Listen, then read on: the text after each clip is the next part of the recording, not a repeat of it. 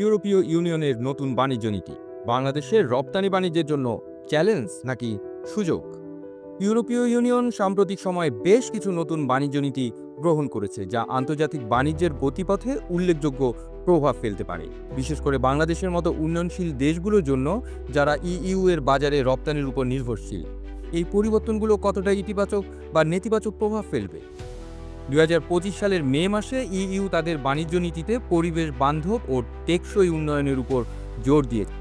এই নীতির অংশ হিসেবে তারা কার্বন বর্ডার অ্যাডজাস্টমেন্ট মেকানিজম সিবিএএম চালু করেছে, যার মাধ্যমে নির্দিষ্ট পণ্যের উপর কার্বন নির্গমনের ভিত্তিতে শুল্ক আরোপ করা হবে।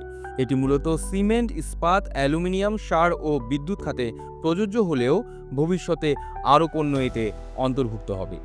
বাংলাদেশের জন্য এটি একটি গুরুত্বপূর্ণ বিষয়, কারণ আমাদের রপ্তানি পণ্যের মধ্যে তৈরি পোশাক খাত অন্যতম। বর্তমানে ইইউ বাংলাদেশের তৈরি পোশাকের জন্য অন্যতম বৃহৎ বাজার, যেখানে ২০২৪ সালের মে পর্যন্ত রপ্তানি আয় ছিল প্রায় ২১.৬৪ বিলিয়ন মার্কিন ডলার। তবে সিবিএএম এর আওতায় যদি আরএমজি বা পোশাক খাত অন্তর্ভুক্ত হয়, তাহলে রপ্তানিকারকদের অতিরিক্ত শুল্ক গুনতে হতে পারে, যা প্রতিযোগিতামূলক বাজারে বাংলাদেশের অবস্থানকে দুর্বল করতে পারে।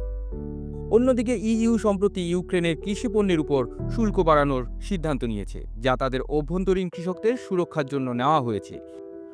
এই ধরনের পদক্ষেপ আন্তর্জাতিক বাণিজ্যে একটি সুরক্ষাবাদী প্রবণতার ইঙ্গিত দেয়। প্রশ্ন হলো, ইইউ এর এই নীতিগুলো কি বৈশ্বিক মুক্ত বাণিজ্যের ধারণাকে চ্যালেঞ্জ করছে?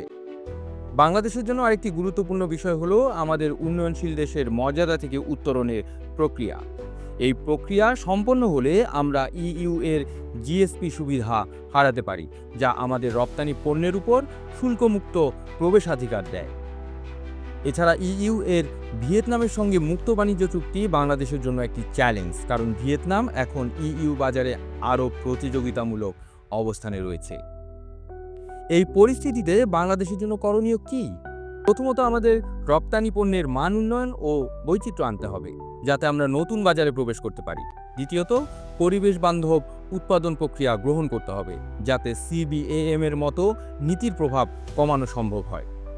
তৃতীয়ত, ইইউ এর সঙ্গে একটি দ্বিপাক্ষিক বাণিজ্য চুক্তি স্বাক্ষরে উদ্যোগ নেওয়া যেতে পারে, যা আমাদের রপ্তানি পণ্যের জন্য স্থায়ী সুবিধা নিশ্চিত করতে পারে।